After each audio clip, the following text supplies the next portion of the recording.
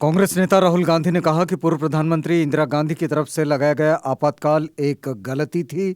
उन्होंने कहा कि उस दौरान जो भी हुआ वह गलत था, लेकिन वर्तमान परिप्रेक्ष्य से बिल्कुल अलग था, क्योंकि कांग्रेस ने कभी भी देश के संस्थागत ढांचे पर कब्जा करने की कोशिश नहीं की। अमेरिका की कॉर्नेल यूनिवर्सिटी में प्रोफेसर और भारत के पूर्व मुख्य आर्थिक सलाहकार कौशिक बसु के साथ हुई बातचीत में राहुल गांधी ने कहा कि वह कांग्रेस में आंतरिक लोकतंत्र के पक्षधर है। उन्होंने कहा, कांग्रेस ने भारत की स्वतंत्रता के लिए लड़ाई लड़ी, देश को उसका संविधान दिया और समानता के लिए खड़ी हुई। उन्होंने कहा, कांग्रेस पार्टी ने भारत के संस्थागत ढांचे पर कब्जा करने का प्रयास कभी नहीं किया और कांग्रेस के पास ऐसा करने की काबिलियत भी नहीं है। उन्होंने कहा कि वे ऐसा करना चाहे तब भी उनकी संरचना ऐसी नहीं है, वे ऐसा कभी नहीं कर पाएंगे।